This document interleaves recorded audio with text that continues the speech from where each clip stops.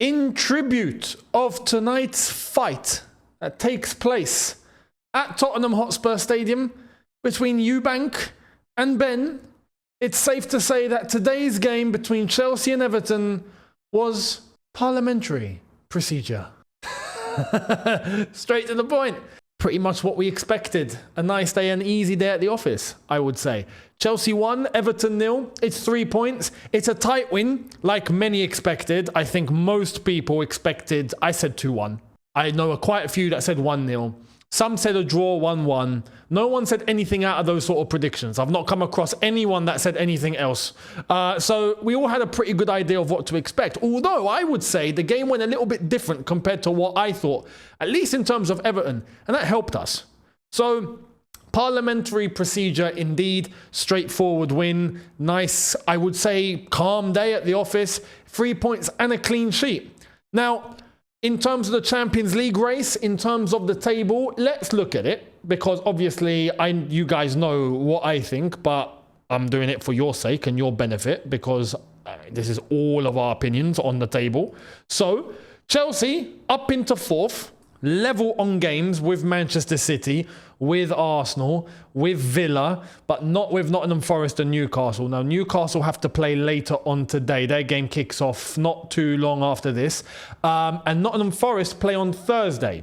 So that's going to be a little wait. We will end today or this weekend in the top 5, regardless of what happens. Even if Newcastle win and go back above us, we will end up in the top 5. Nottingham Forest, we have to wait until Thursday. So, now before we get cracking with the rest of the video, check this out, just for you. Ladies and gentlemen, I have astonishing news. We have managed to accomplish something on this channel that Chelsea Football Club have not been able to accomplish. And you know what that is? We have a front of channel sponsor. It's not exactly the shirt, but we managed to get something on here to show you guys, unlike our kit, which doesn't have anything. So thank you to Surfshark. For those that don't know, Surfshark is a VPN, a virtual private network that offers all sorts of protection and change of location in case you can't watch certain things because of where you are in the world. This comes in handy for me all the time. Not only for my protection of my files, my photos, videos, direct messages, and security in terms of accessing websites, etc. But when it comes to watching football, and not just watching live football, but watching clips. You know, how many times have you been on social media if you're not in a certain location and then you get, sorry, can't play this from the location that you're in? Well, all you have to do is hit that Surfshark button, hit the location you want. Multiple countries and places in the world that you can change your location to based on your preference. And all of a sudden you're laughing. Now you can access everything. This happens to me with a lot of the English content. Many people across the world have the same sort of thing. All it takes with Surfshark is a press of a button. No better. You can have it on multiple devices at the same time, like myself. I mean, my setup, my phone, whenever I'm needed, I'm on the go. Boom, it's there, it's accessible. So this helps in terms of being out and about, having to access to watch certain football matches live. All I got to do is change my location, and now I have access to whatever streaming platform that I want to access in order to watch my live football, especially those Saturday 3 p.m. kickoffs that we all know are just simply a hassle to access, especially if you're in the UK. So don't miss out on this chance to be able to get this offer. Surfshark is available, and not only that, but if you use the code YTF at checkout, hitting the link in the description, you'll be able to get 4 extra months of Surfshark for you to enjoy. So hit the link down below. Don't forget at checkout, code YTF for 4 extra months. And you're very welcome. Now, thank you to our front of channel sponsor, Surfshark. And let's get cracking on with the rest of the video. Thank you very much to Surfshark for sponsoring this video. Now, nice day at the office. 1-0, calm win. And like I said, what was surprising to me was I thought Everton would just park the bus and do nothing. They didn't. They actually tried to play some football. And they couldn't. They couldn't. Testament to us, I would say. the initial lineup, when I first saw it, it all looked good except for one thing that I was questioning. But we'd seen it before and it has worked before. But I'm thinking, would I really want to do that? And that is not leaving, that's not playing Reece James and leaving him on the bench, having Caicedo play at right back. But it did mean we started with Lavia. Now, starting with Lavia, I'm all for. You see the way that Maresca did this today? Well, I said Maresca did it today. Maresca wasn't on the touchline because Willy Caballero had to step in. Maresca was in HMP, Stamford, right? On the West Wing, just waiting for his meal behind bars. We saw where he was sat. He was over there because of his suspension. Willy Caballero on the touchline. But Maresca started off with Lavia. For me, that is the right order of doing things. You want to start off with what is your best available, and if you have to manage minutes, you get the job done, then take them off later. I always go down that route. Even if it means that towards the end of the game, you take that player off, you might struggle a bit, you concede. But for me, that is always the right order. I don't leave the best players on the bench and then hope they can come on for 20 minutes. I don't do that. Always do it the other way around. If they're fit and they can play, start them, take them off later if you have to. Always go with your best. So that's where starting Lavia, I'm like, okay, cool. I'm cool with that. No problem. Leaving Reece James out, it doesn't sit well with me because he's the club captain. But like I've said, we've seen this before and it did work before. I'm like, okay, we'll see what happens. Considering that I was expecting Everton to just sit back and do nothing, I was like, okay, you might as well go with this. It might actually offer us some balance. So why not? I was surprised to see Everton push. You could see they were trying. It's like they just didn't have enough quality at all, which played into our favour. At the end of the day, that played into our favour pretty nicely.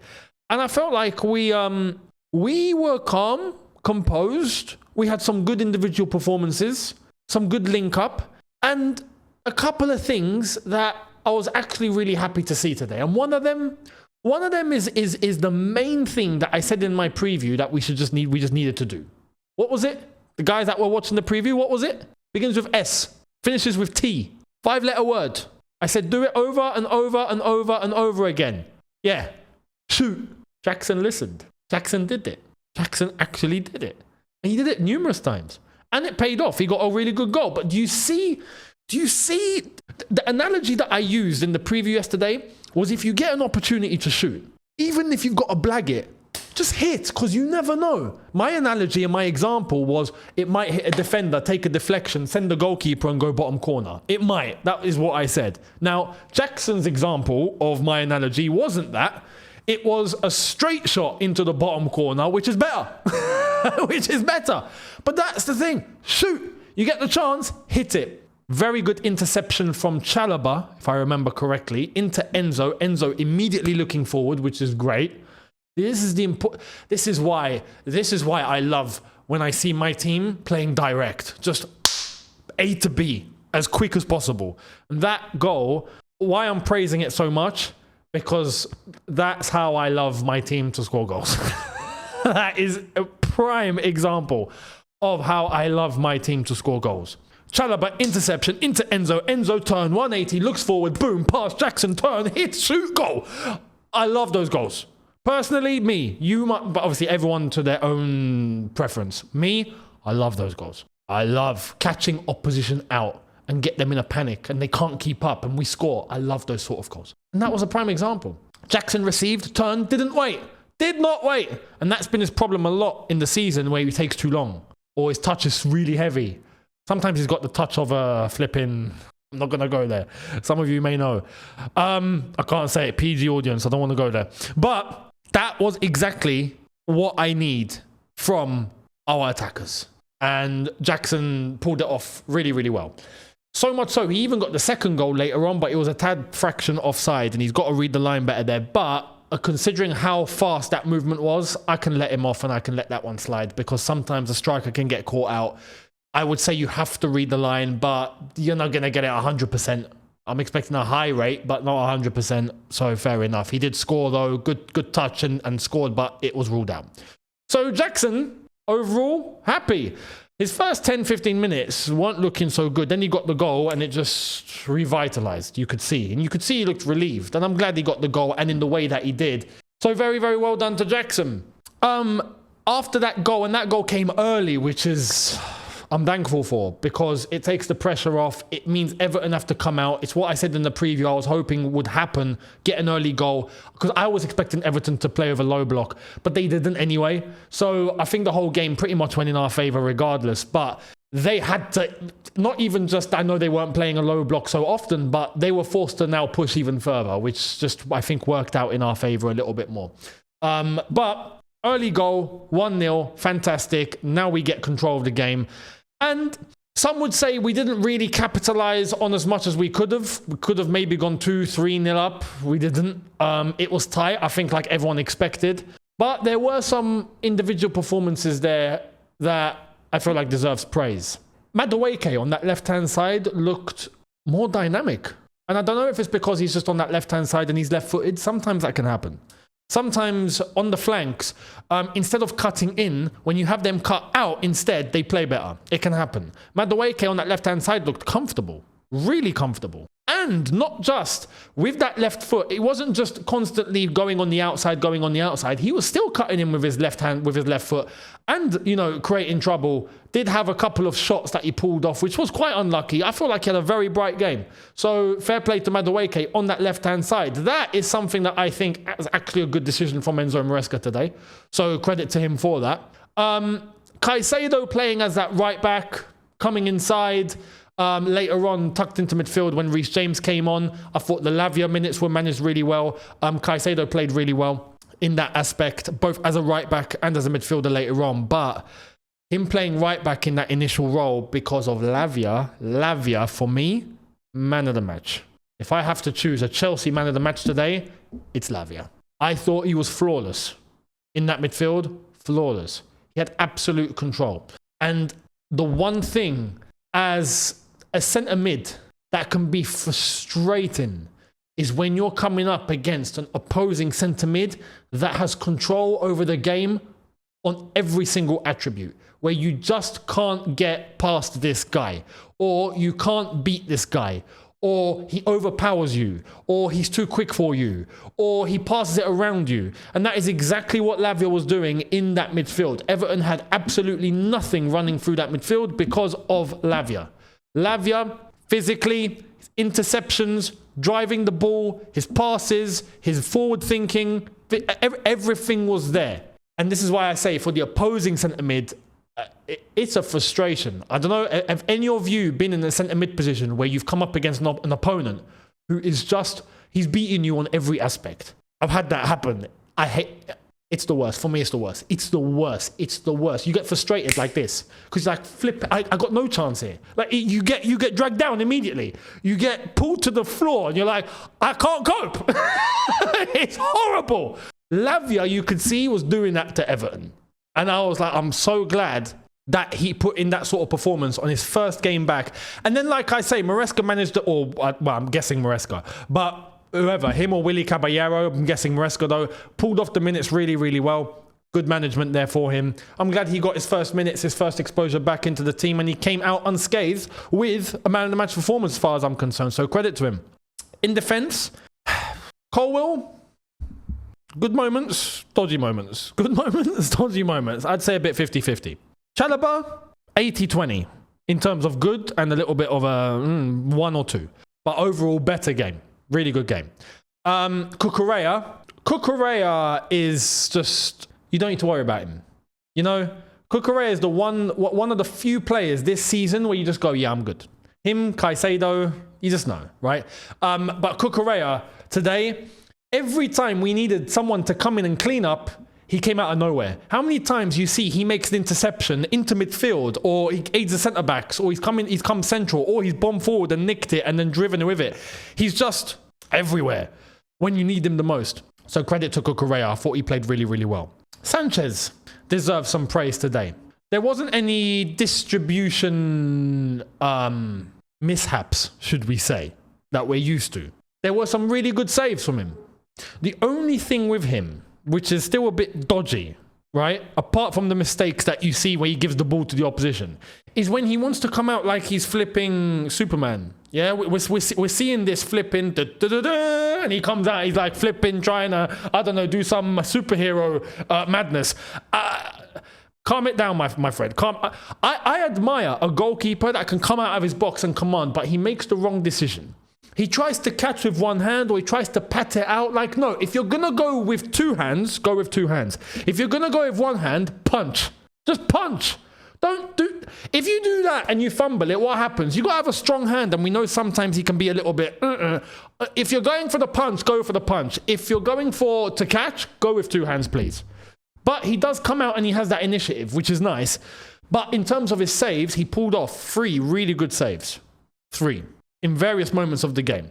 So credit to him for that. I thought that was a good performance from him overall. There's one player which he wasn't there. He just wasn't there. Which is a surprise, considering other players played well, and considering we pulled off a result, and considering that overall it was a, like I said, parliamentary procedure. Cole Palmer was nowhere today, man. Nowhere. He's not rubbish. But what's wrong with him? That's the question. I think there's 2 things going on here. I think the system that we're playing with is now just not, I think it's too rigid and robotic for him. I think he doesn't have any freedom. None. And when you've got pressure, you're marked constantly, and you haven't got freedom to come out of your zone, your position, and just be, a free bird, right?